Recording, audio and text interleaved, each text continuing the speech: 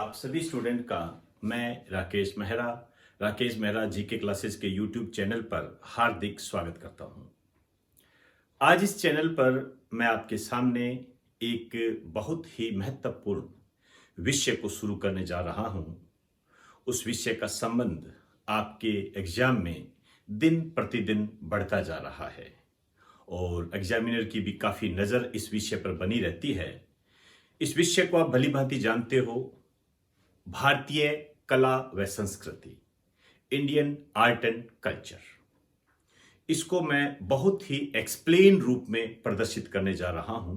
हालांकि हम जो ऑफलाइन ऑनलाइन जो कोर्स करवाते हैं, जिसमें विभिन्न प्रकार के कोर्स शामिल है, बोथ कोर्सेज हो गया, ऑल कोर्सेज हो गया, या इंडिया जीके से संबंधित हो गया, वर्ल्ड जीके से संबंधित हो गया, राजस्थान जीके हो गया, जनरल साइंस हो गया, एक्सेट्रा जो भी हम कोर्स करवाते हैं उसको हम बखूबी एक्सप्लेन रूप में रिप्रेजेंट करते हैं।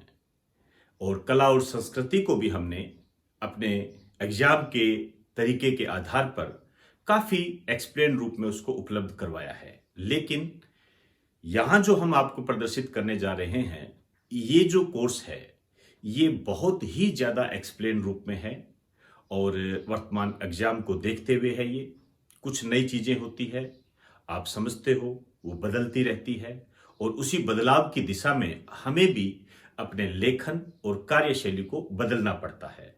और इसी बदलाव को देखते हुए ही यह एक नया कोर्स हम लॉन्च कर रहे हैं। इस कोर्स की क्या विशेषताएं होगी, कैसे हम इसको कंप्लीट करेंगे और क्या क्या बातें हम इसके बारे में पढ़ेंगे, इसकी चर्चा मैं इस लेक्चर में करने जा रहा हूं। सबसे पहले मैं आपको बता दूं कि यह एक पेड कोर्सेज है। पेड कोर्सेज है, फ्री कोर्सेज नहीं है, लेकिन एक मामूली सी कीमत आपको अदा करनी होती है और अदा करते ही आपके पास इंडियन और आर्ट एंड कल्चर का एक ऐसा खजाना सामने आ जाएगा, उसके अलावा और कुछ पढ़ने की आपको आवश्यकता ही नहीं होगी। 100% फुलफिल आपका सब्जेक्ट होगा।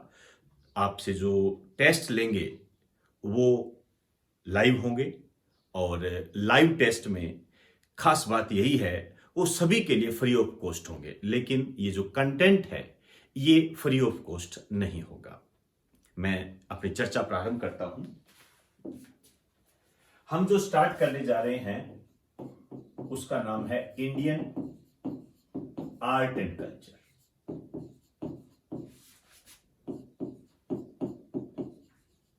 आर्ट एंड कल्चर, आप इसको कह सकते हो भारतीय कला व संस्कृति। भारतीय कला व संस्कृति, ये वास्तव में जो भी हम जीके पढ़ते हैं, सामान्य ज्ञान जो हम पढ़ते हैं, उसके अंदर उन तथ्यों के बारे में बताता है जो हम नित्य प्रतिदिन इस्तेमाल करते हैं। हमारे सोचने का तरीका क्या है, हम जो काम करते हैं, उनमें इस सब्जेक्ट की झलकियां देखने को मिलती है। ये जो कोर्स होगा ये आपको हमारी जो ऐप है राकेश मेहरा जी के क्लासेस, जिसने भी ऐप डाउनलोड नहीं की है वो प्ले स्टोर पर जाकर राकेश मेहरा जी के क्लासेस सर्च करें और वहां से उस ऐप को डाउनलोड कर सकता है। उसके अंदर स्टोर होगा और स्टोर के अंदर आपको बहुत सारे कोर्स मिलेंगे, जिनमें से एक कोर्स होगा Indian art and culture.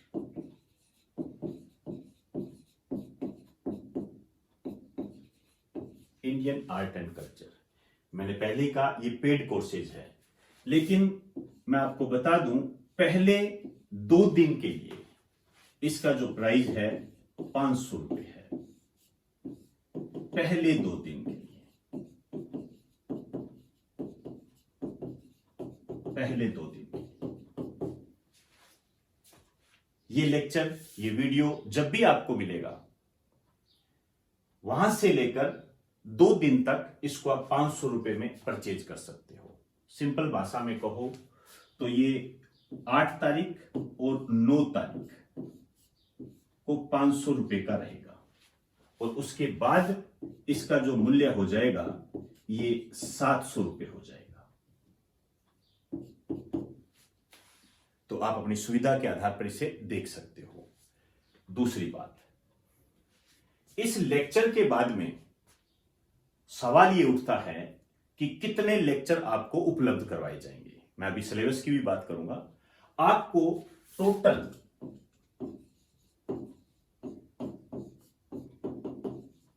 30 plus lecture उपलब्ध करवाएंगे। 30 प्लस लेक्चर होंगे। ये 30 तो होंगे ही होंगे, प्लस आगे जो विविध में हम बात करेंगे उसमें कुछ बढ़ोतरी संभव हो सकती है। 30 प्लस लेक्चर होंगे और इसके अलावा और भी कुछ पढ़ने की आपको आवश्यकता नहीं है। आर्ट एंड कल्चर आपका कंप्लीट हो जाएगा। ये तो टोटल 30 प्लस इसमें लेक्चर होंगे और प्रत्येक दिन आपको उपलब्ध होंगे। प्रत्येक दिन उपलब्ध होंगे। मेरे कहने का मतलब है, जैसे आज ये लेक्चर आपको प्रोवाइड हो गया तो आज सैटरडे है, कल संडे है, तो दूसरा लेक्चर आपको संडे को मिलेगा, तीसरा लेक्चर मंडे को, चौथा लेक्चर ट्यूसडे को, ऐसे मिलेगा। तो कम से कम ये 1 महीने का कोर्स है। तो साथ साथ बने रहिए। साथ साथ में आपके जो पेपर होंगे उनकी भी जानकारी आपको मैं समय समय पर यूट्यूब पर देता रहूंगा। अब मैं बात करना चाहूंगा ये किन परीक्षाओं के लिए मुख्य रूप से है। देखिए, इसका जो लेवल है आईएएस प्री का है। आईएएस प्री तक का इसका लेवल है। और वर्तमान में जो आप एग्जाम देते हो, जैसे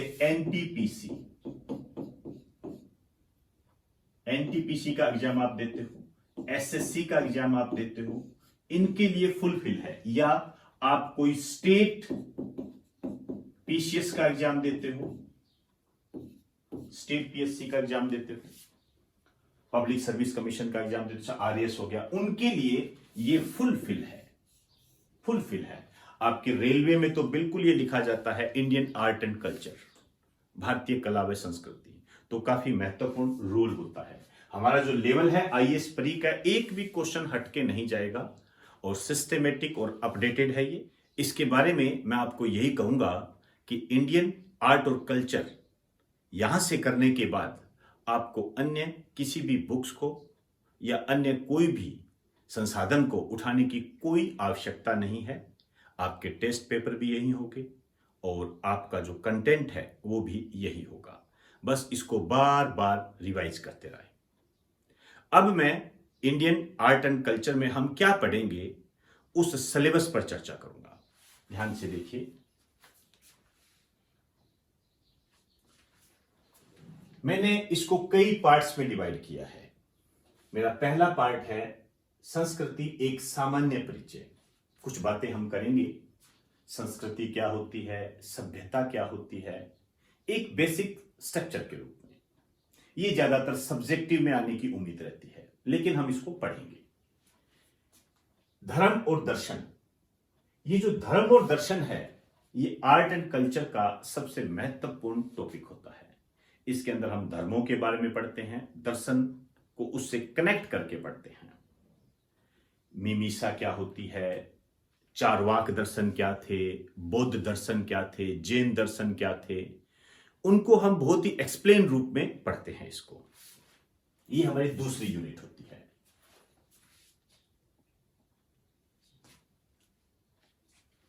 जो तीसरी यूनिट है इसमें मैंने 4 टॉपिक शामिल किए हैं। नृत्य, नाटक, संगीत, वाद्य यंत्र।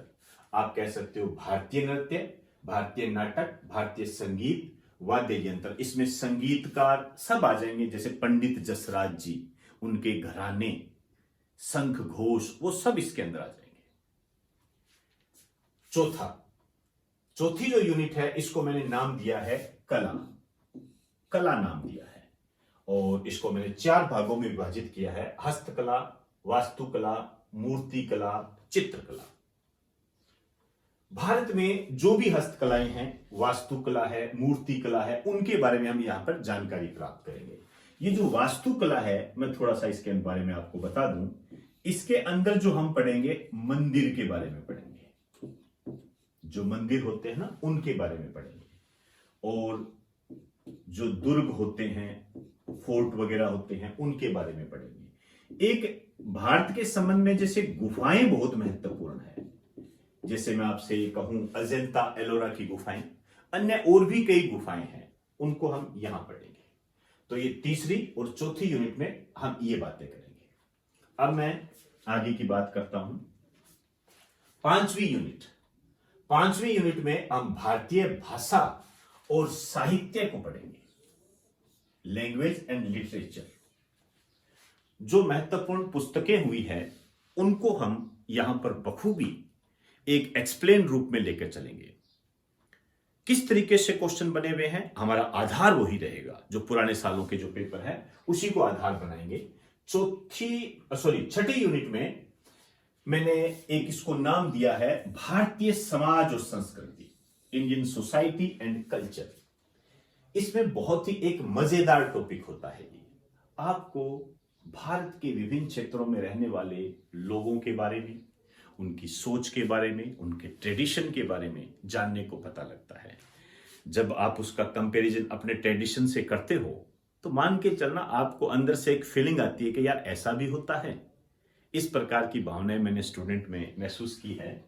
समाज, आप देखिए, एक तो आप अपने समाज में रहते हो, एक अन्य व्यक्ति दूसरे समाज में रहता है, उसका अपना एक सिस्टम है, आपका अपना एक सिस्टम है। वर्ण व जाति व्यवस्था, ब्राह्मण, क्षत्रिय, वैश्य, शूद्र, इनके बारे में हम यहां पर पढ़ेंगे। रीति रिवाज व उत्सव, ये बहुत अच्छा टॉपिक है, बहुत अच्छा, इजी होता है और क्वेश्चन बहुत आते हैं इस पर। कुप्रथाएं, ये आपके लिए बखूबी आप इसको देखते भी हैं। दहेज प्रथा हो गई, हालांकि और भी कई बातें हैं, जैसे सती प्रथा होगी, नरबली प्रथा होगी, जिनको आज हम देखते नहीं हैं लेकिन उनके क्वेश्चंस आते हैं। जनजातियां, इसको तो पहले ही लगा दीजिए, मोस्ट इंपोर्टेंट, ये तो मील का पत्थर होता है। इंडियन आर्ट और कल्चर इसके बगैर अधूरा रहता है। इस जाति का संबंध किससे है, चकमा समुदाय का संबंध किस राज्य से है, आए थे ना अभी क्वेश्चन। वो मेले व त्योहार, ये सब इंटरेस्टिंग टॉपिक होते हैं। कौन सा त्योहार मनाया जाता है, मेले मनाए जाते हैं, उनकी बातें हम बखूबी यहां करेंगे। तो ये एक सिलेबस पर मैंने आपको एक दृष्टिकोण उपलब्ध करवाया है। आप इस मामले में बिल्कुल भी बेफिक्र रहें, हम पर विश्वास करें, श्रद्धा रखें। आपको इस प्रकार का एक कंटेंट दिया जाएगा, इसके अलावा और कुछ पढ़ने की आपको कोई आवश्यकता नहीं है। बस आप इसको रचा बसा लीजिए, ताकि एग्जामिनर जब भी आपको क्वेश्चन में उलझाने की कोशिश करे तो उसको आप बखूबी जवाब दे सको। तो एक बार आप इसका स्क्रीनशॉट ले लीजिए।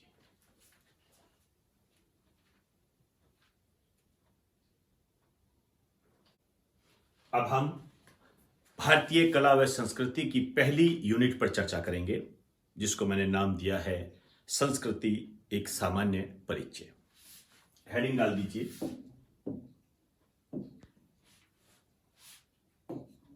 संस्कृति एक सामान्य परिचय। इसको समझे बगैर हम आगे नहीं बढ़ सकते। संस्कृति एक सामान्य परिचय। देखिए, क्या होती है संस्कृति। वास्तव में हम जो सोचते हैं, हम जो काम करते हैं, वो हमारी संस्कृति का परिचायक होता है। हम जो भी सोचते हैं, हम जो काम करते हैं, उसके पीछे जो घटक होता है, जो सिंबल होता है, जो प्रतीक होता है, वो संस्कृति है। हम कई बार काम करते हैं ना, हम क्या कहते हैं, ये तो हमारी संस्कृति में नहीं है, ये हमारी संस्कृति में है। हमारी संस्कृति इस प्रकार के कार्य की इजाजत नहीं देती, हम बोलते हैं ये चीजें। इसी को ही हम परिभाषित करेंगे, इसी रूप में ही, बहुत ही सिंपल वे से। जैसे मैं सबसे पहले इस शब्द की तरफ जाऊं,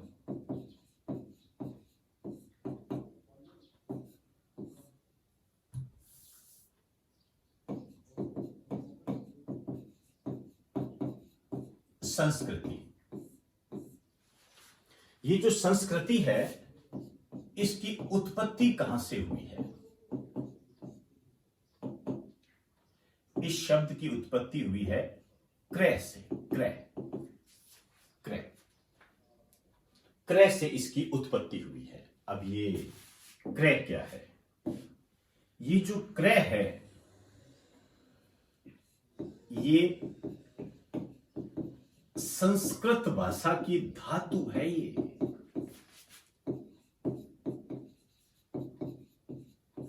धातु मतलब किसी के साथ जुड़कर शब्द के अर्थ को बदल देता है, ये धातु है। और इस क्रय शब्द का जो अर्थ है ये है करना। करना, डू, इसका अर्थ होता है। इसी तरीके से यदि मैं इसके इंग्लिश शब्द की बात करूं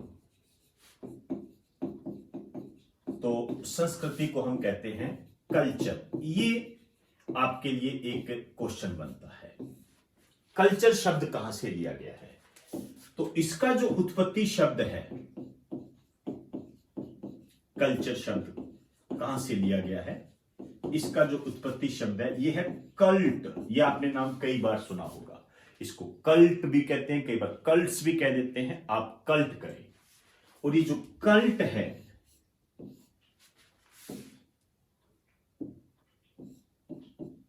एक तो लैटिन भाषा का शब्द है, ये ध्यान रखना है आपने। आपसे पूछा जा सकता है कि जो संस्कृति शब्द है या जो कल्चर शब्द है ये किस भाषा से लिया गया है? तो कल्चर शब्द जो है लैटिन भाषा से लिया गया है। और शब्द कौन सा है? कल्ट। इसका अर्थ जो होता है ये होता है जोतना। लेकिन यहां जो हम बात करेंगे यहां अर्थ निकलता है इसका विकसित करना।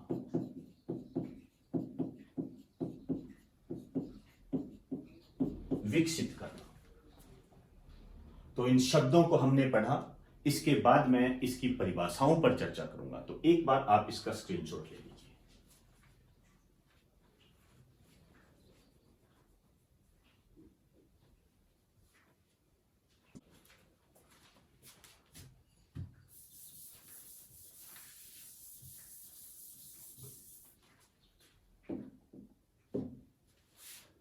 अब हम बात करेंगे परिभाषा। परिभाषा क्या होती है? एक लाइन लिखिए। संस्कृति उस विधि का प्रतीक है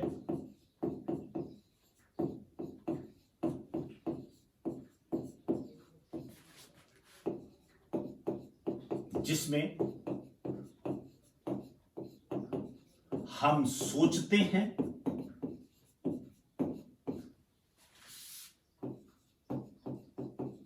और कार्य करते हैं।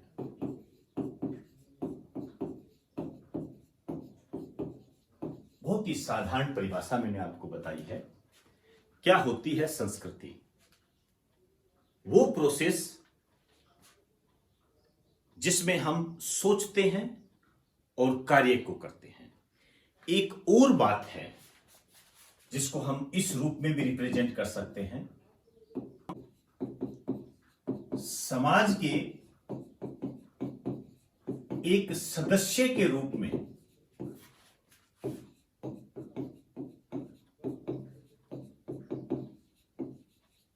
मनुष्य की सभी उपलब्धियों को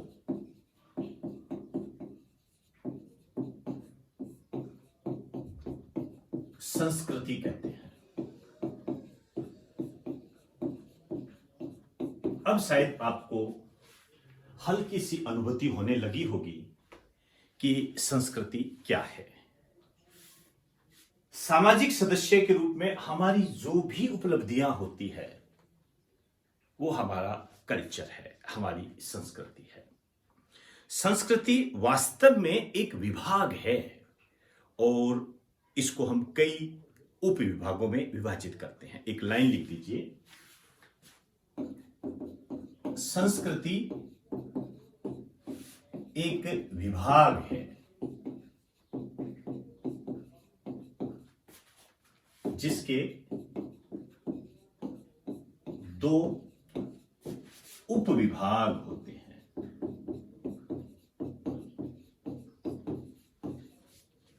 हमें संस्कृति को समझने के लिए इनके उपविभागों को भी जानना पड़ेगा। तो एक बार आप इसका स्क्रीनशॉट ले लीजिए।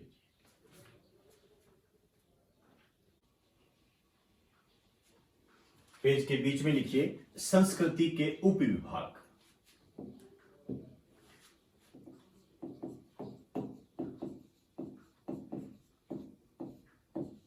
संस्कृति के उपविभाग, सब डिवीजन ऑफ कल्चर।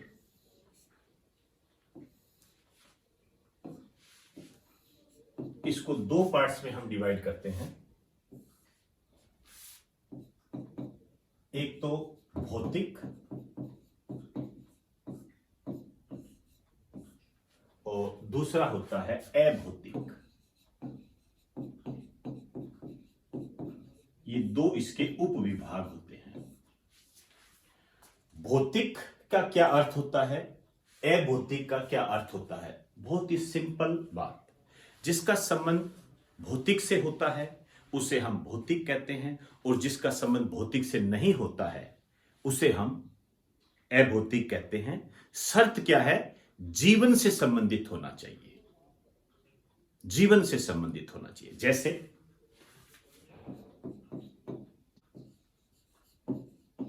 जीवन के भौतिक पक्षों से संबंधित,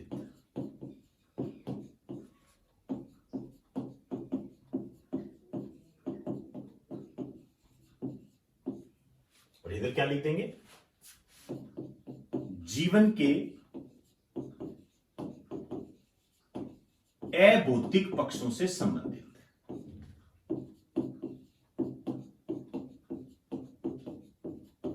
हम ये तो जान गए कि जो भौतिक से संबंधित होता है वो भौतिक उपविभाग होता है, और जो भौतिक से संबंधित नहीं होता है या जो अभौतिक होता है उसे अभौतिक उपविभाग कहते हैं। लेकिन हमारे सामने जो शर्त है वो जीवन की है, लाइफ की है। जीवन से संबंधित जो भौतिक पक्ष होगा उसको हम संस्कृति के भौतिक उपविभाग में विभाजित करेंगे, और जो अभौतिक पक्षों से संबंधित होगा उसे हम अभौतिक उपविभाग में विभाजित करेंगे। अब जीवन के भौतिक पक्ष क्या कहते हैं? जैसे हम कई बार बोलचाल में शब्द इस्तेमाल करते हैं, हम कहते हैं यह भौतिक रूप से समृद्ध व्यक्ति है, यह भौतिक रूप से अच्छा दिखता है, या इसका जो भौतिक स्वरूप है यही अच्छा है, और इसमें वैसे कोई बात नहीं है। इस तरीके की बातें हम बोलते हैं। अब हम बात करेंगे कि जीवन के भौतिक पक्षों में किसको शामिल किया जाता है और अभौतिक पक्षों में किसको शामिल किया जाता है। जैसे यदि यहां मैं भौतिक पक्ष की बात करूं तो आपका पहनावा, आप क्या पहनते हो, आप अपने जीवन में क्या पहनते हो, आपका ड्रेसिंग सेंस क्या है, ये आपका क्या होता है? भौतिक पक्ष होता है। आप क्या खाते हो, आपका खान पान,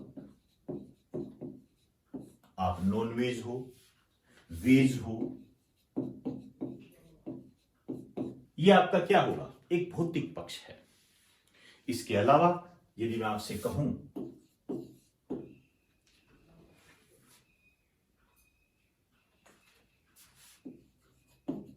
आपका घरेलू सामान, ये भी आपके भौतिक पक्ष को रिप्रेजेंट करता है।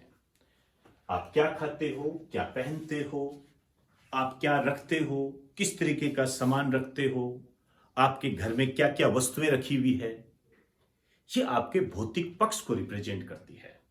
और यही भौतिक पक्ष आपकी संस्कृति के एक उप विभाग को रिप्रेजेंट करता है।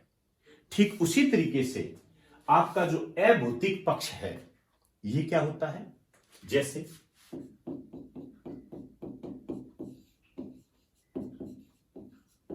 आपकी भावना क्या है? एक गरीब व्यक्ति के प्रति आपकी भावना क्या है? छोटे बच्चे के प्रति आपकी भावना क्या है? महिलाओं के प्रति आपकी भावना क्या है? ये आपके संस्कृति के अभौतिक पक्ष को रिप्रेजेंट करता है। इसी तरीके से यदि मैं आपसे कहूं आपके सिद्धांत, हम कई बार बोलते हैं ना, ये सिद्धांतवादी व्यक्ति है, मेरे सिद्धांतों में ये बात नहीं आती, इस बात की इजाजत मेरे सिद्धांत नहीं देते। इस तरीके के वाक्यांश आप दिन प्रतिदिन अपने आसपास सामाजिक स्तर पर सुनते हो। ये आपके अभौतिक पक्ष को रिप्रेजेंट करते हैं।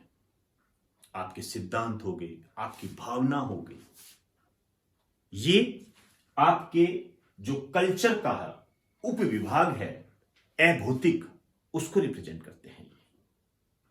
और आपका पहनावा, आपका खान पान और आपका जो घरेलू सामान है, ये आपके कल्चर के भौतिक उपविभाग को रिप्रेजेंट करते हैं। ये बातें आपको रचानी बसानी होगी, तभी हम आगे के चैप्टर को बहुत ही सारगर्भिकता के साथ कर पाएंगे। नहीं तो रटना ये हमारी शैली में नहीं होना चाहिए, हमें पता होना चाहिए। और क्या बात कर सकते हैं हम? जैसे आपके आदर्श, कहते हैं ना, ये मेरा आइडियल है, मैं अपने आदर्शों पर चलता हूं। ये आदर्श जो होते हैं आपकी सोच को रिप्रेजेंट करते हैं, और यही सोच जो है संस्कृति के अभौतिक पक्ष को रिप्रेजेंट करता है। इसके अलावा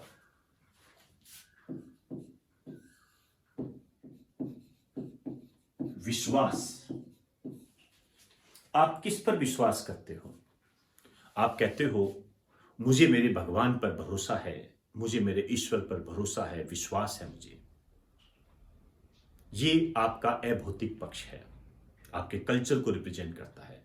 मुझे विश्वास है कोरोना महामारी के इस काल से हम निकल जाएंगे और पहली की तरह एक सामान्य जनजीवन को जिएंगे। यह आपका विश्वास है, यह आपके कल्चर के अभौतिक पक्ष को रिप्रेजेंट करता है। थोड़ी कठिन भाषाएं हैं, लेकिन इसको यदि आप ध्यान से तसल्ली से समझने का प्रयास करोगे तो मुझे नहीं लगता कि आप इसको कर नहीं पाओगे। और रही बात करने या नहीं करने की, यदि हमें कामयाब होना है तो हमें इसके साथ जद्दोजहद करनी ही पड़ेगी, तभी तो हम कामयाब होंगे। हम ये कह दें कि इसकी भाषा कठिन है, या मेरे ये समझ में नहीं आया, या मैं इसको छोड़ दूं, ये आपके अपॉइंटमेंट लेटर को आपसे दूर ले जाएंगे। ये ध्यान रखें, इसको बिल्कुल नहीं करना आपने। कुछ समस्याएं आती है, क्योंकि हम जब नया सब्जेक्ट पढ़ते हैं तो हमारे सामने चुनौतियां बहुत होती है, समस्याएं बहुत होती है। उन समस्याओं का डटकर मुकाबला करना ही हमें लक्ष्य की तरफ लेकर जाता है। समस्याओं को छोड़ने के लिए कोई बहाने की जरूरत नहीं है, हम छोड़ सकते हैं, लेकिन सफलता उसी को मिलती है जो उस समस्या से डटकर मुकाबला करता है। मेरा प्रयास यह रहेगा कि आपको बहुत ही आसान तरीके से बेसिक एग्जाम्पल के तौर पर बताने का प्रयास करूं, लेकिन इससे भी ज्यादा आपका जो विश्वास है ये आपको जिताएगा। और आपका विश्वास आपके कल्चर को रिप्रेजेंट करता है, और जो ये कल्चर है ये आपके भौतिक और अभौतिक पक्षों को पूरे जीवन में एक गति प्रदान करता है। समझ में आई बात सारी? तो एक बार आप इसका स्क्रीनशॉट ले लीजिए।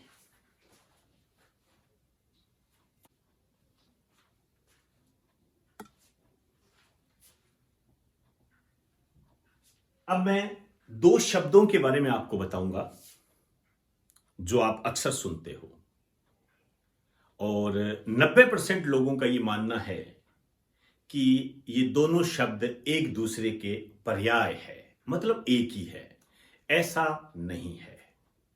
और ये जो दोनों शब्द है इनके बारे में हम बात करेंगे। एक शब्द तो अभी आपने पढ़ा, संस्कृति। संस्कृति। और एक शब्द होता है सभ्यता। कई स्टूडेंट इन दोनों शब्दों को एक ही मानते हैं, ऐसा नहीं है, ध्यान रखें। मैं जो बात करने जा रहा हूं इन दोनों के अंतर की बात करने जा रहा हूं, और बहुत ही आसान भाषा में। देखिए, हमने कल्चर की परिभाषा कर ली, संस्कृति की परिभाषा कर ली, बहुत ही विस्तृत रूप है इसका, वाइड क्राइटेरिया है इसका। लेकिन हमारे काम की कौन सी बातें हैं, हमें उनका ध्यान रखना है। हमारे काम की बातें मतलब हमारे एग्जाम से कौन सी संबंधित है।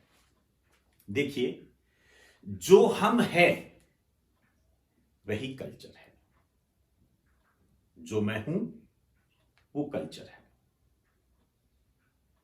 और जो मैं प्राप्त करता हूं ये सभ्यता है। मैंने कहा इन दोनों में अंतर होता है। आप लोगों को लगेगा ये एक है, एक नहीं है, जान लीजिए। जो हम हैं वह संस्कृति है,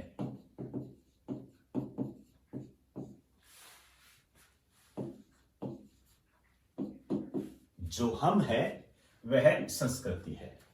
और सभ्यता क्या है? जो हम प्राप्त करते हैं वह सभ्यता है।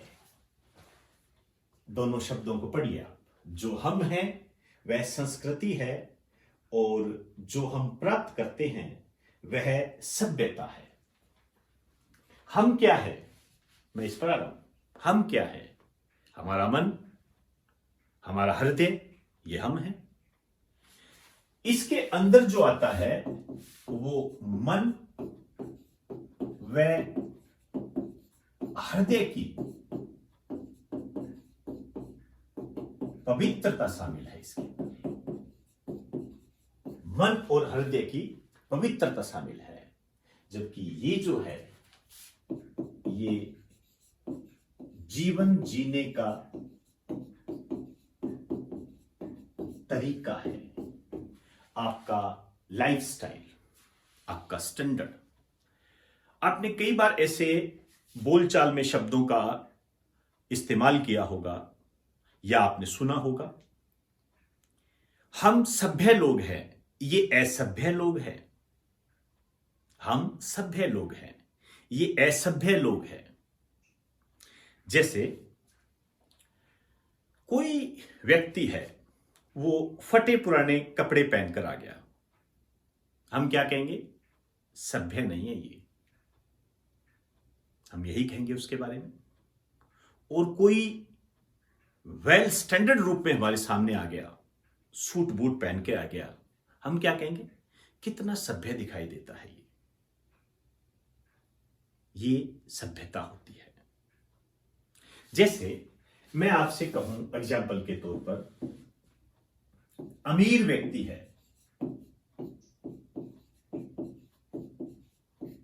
अमीर व्यक्ति है, उसके पास काफी धन है। उस धन का इस्तेमाल वो अपने जीवन जीने के तरीके में करता है। जैसे अच्छे कपड़े पहनता है, अच्छा उसका खान पान है, वेल स्टैंडर्ड है, गाड़ियों में आता है, तो हम उसको क्या कहेंगे? यह एक सभ्य इंसान है। मतलब अमीर व्यक्ति सभ्य होता है, जबकि वो सुसंस्कृत हो, कल्चर्ड हो, ये हो भी सकता है और नहीं भी हो सकता है। अमीर व्यक्ति सभ्य तो हो सकता है, लेकिन वो सुसंस्कृत हो यह आवश्यक नहीं है। हो सकता है वो गरीबों के प्रति दुर्भावना रखता हो, माता पिता की सेवा नहीं करता हो, उसके कोई आदर्श ना हो, उसके कोई सिद्धांत ना हो, उसके विचारों में कपटता हो, तो इसका मतलब सुसंस्कृत तो नहीं हुआ वो, और हो सकता है हो भी। तो इनके बीच में आप ये कह सकते हो कि सभ्य तो होगा क्योंकि अच्छे कपड़े पहन रहा है, लेकिन सुसंस्कृत हो यह जरूरी नहीं है। इसी तरीके से एक गरीब व्यक्ति है,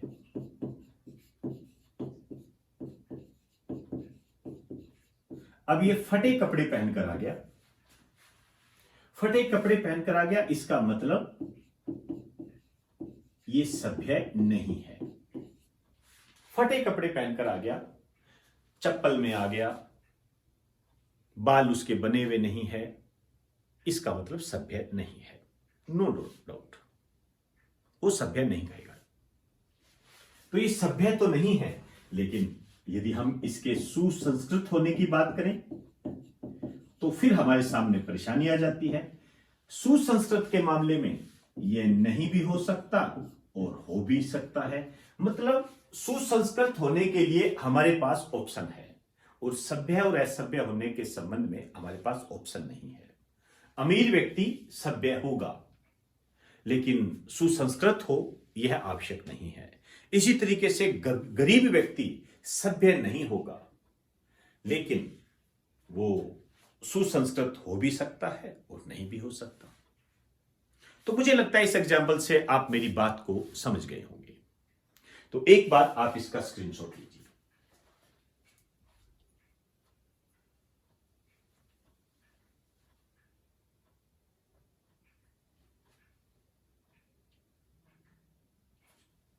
तो दोस्तों, आज हमने इंडियन आर्ट एंड कल्चर के इस पार्ट में संस्कृति को समझने का प्रयास किया है। हालांकि ऑब्जेक्टिव की दृष्टि से इसमें कोई आपके क्वेश्चन नहीं बनता है, लेकिन जब आप कोई ऐसे लिखते हो, निबंध लिखते हो, तो इसकी स्टार्टिंग के बिना हम संस्कृति की बात नहीं कर सकते। ये बातें आपको वहां पर लिखनी ही होती है। तो सब्जेक्टिव तौर पर इसका इस्तेमाल आप कर सकते हो, ऑब्जेक्टिव रूप में इसका इस्तेमाल नहीं होता है। ऑब्जेक्टिव रूप में जिन टॉपिक्स का इस्तेमाल होता है उसकी शुरुआत हम इसके अगले पार्ट से करेंगे, और वो शुरुआत हम करेंगे धर्म और दर्शन से। तो धर्म और दर्शन को हम इसके नेक्स्ट पार्ट में पढ़ेंगे। तो अब मैं आपसे इजाजत चाहूंगा। आप सभी को मेरा नमस्कार।